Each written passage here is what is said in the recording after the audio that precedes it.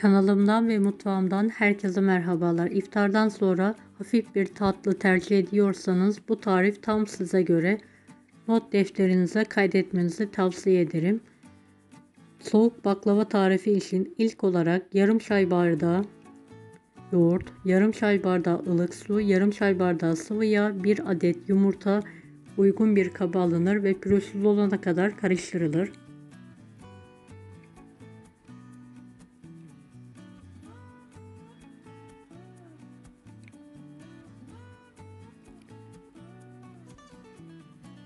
Yarım paket kabartma tozu, bir miktar un, 1 yemek kaşığı sirke, bir tutam tuz eklenir ve karıştırılır.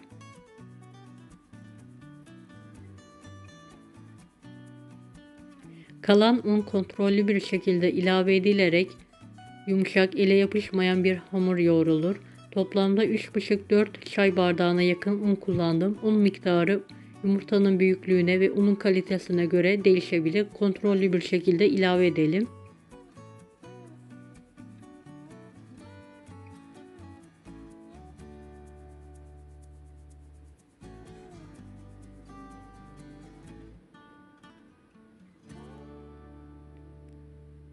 Hamuru toparladıktan sonra 2 eşit bezeye keselim ve hamurumuzu uzaltalım. Uzalttıktan sonra 16 eşit bezeye keselim ve yuvarlayalım.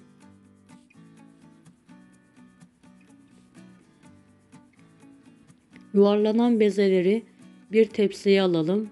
Altına ve üstüne bolca un serperek üzeri kapalı bir şekilde en az 1-2 saat dinlenmeye bırakalım.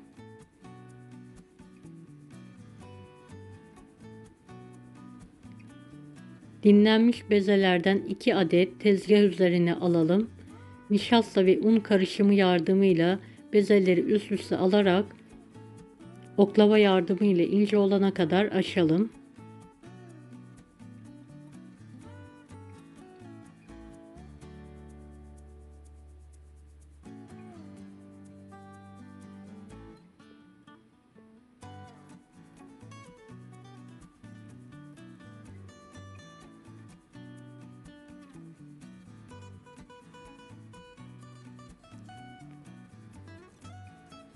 Evet, yufkamızı açtıktan sonra fırın tepsisini üzerine alalım ve aynı ölçülerde keserek fırın tepsisine döşeyelim. Toplamda 8 beze kullanıyoruz. 4 tanesini alta, 4 tanesini üzerine olacak şekilde bu ölçülerden 2 fırın tepsisi baklava çıkıyor.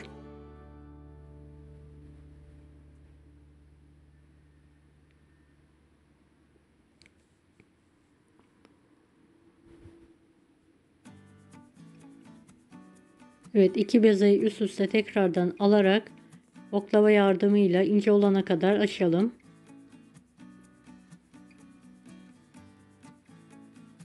Bu yöntem ile baklava yapmayı bilmeyenler bile kolaylıkla baklava açabilir ve şekil verebilir.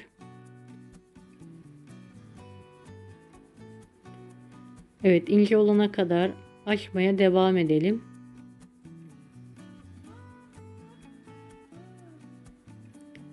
Evet, ince olduktan sonra fırın tepsisini üzerine alalım. Aynı ebatlarda keserek fırın tepsisinin üzerine döşemeye devam edelim.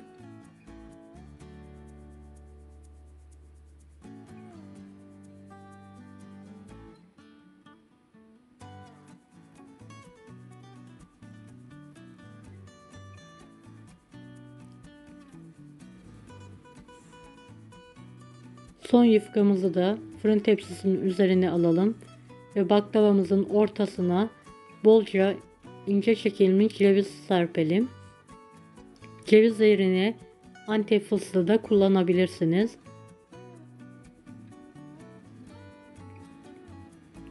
...150 gram beyaz çikolatayı ince olacak şekilde rendeleyelim ve arasına bolca dökelim.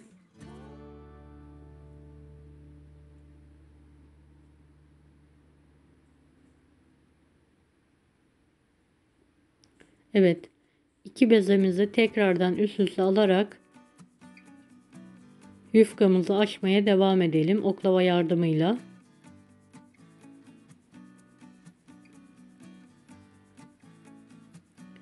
Evet, açtığımız yufkayı fırın tepsisi ebatında keserek fırın tepsisine döşemeye devam edelim.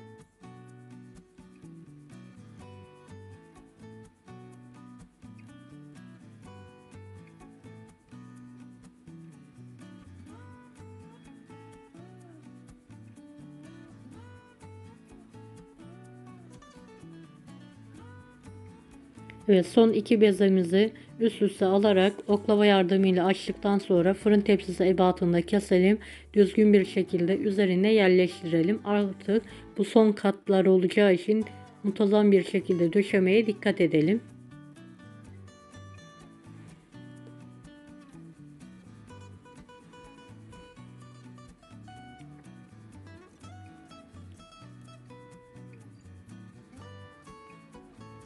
Son yufkayı da üzerine düzgün bir şekilde alarak bir keskin bıçak yardımıyla baklavamızı büyük kareler halinde keselim. Keserken baklava hamurlarının dibine kadar kesmeye dikkat edelim. Bu püf noktası önemlidir.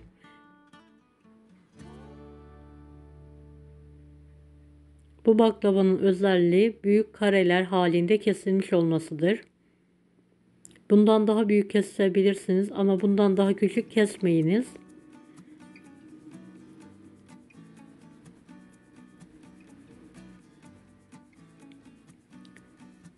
Evet, baklavamın kare şeklinde kestikten sonra 250 gram saf tereyağı eritilir.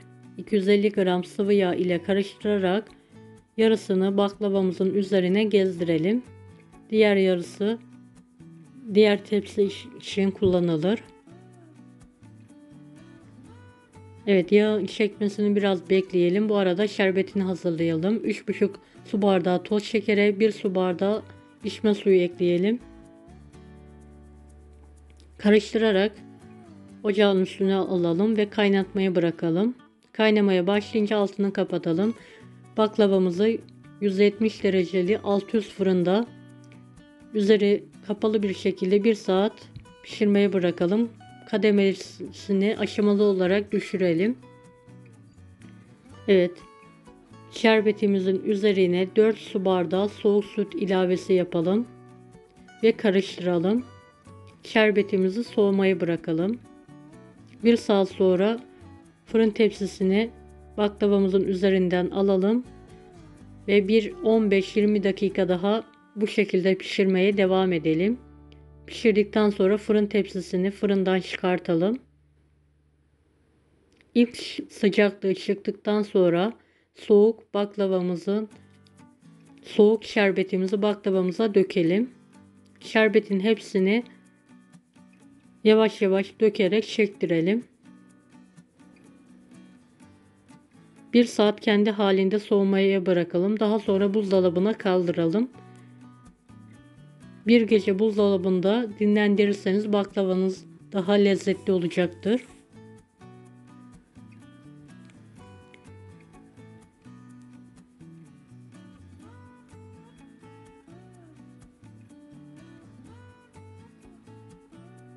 Bol sütlü, soğuk, bol çikolatalı şahane bir baklava tarifidir. Mutlaka denemenizi tavsiye ederim. Yapımı da oldukça kolay gördüğünüz gibi. Evet, baklavamın şerbeti çektikten sonra üzerine bolca kakao serpiyorum.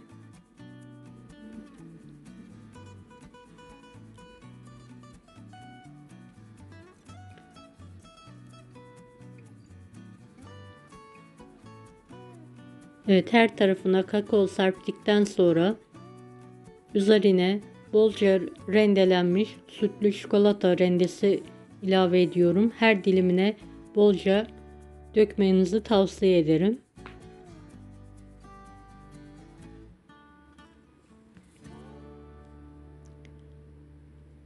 Evet, çikolatayı koyduktan sonra ben bir gece buzdolabında dinlenmeye bıraktım. Ertesi günü üzerine Antep fıstığı serperek ikrama hazırladım. Gördüğünüz gibi baklavam hazır. Deneyecek olanlara şimdiden kolaylıklar dilerim. Kanalıma ücretsiz abone olmayı unutmayın. Bir dahaki videolarda görüşmek üzere. Allah'a emanet.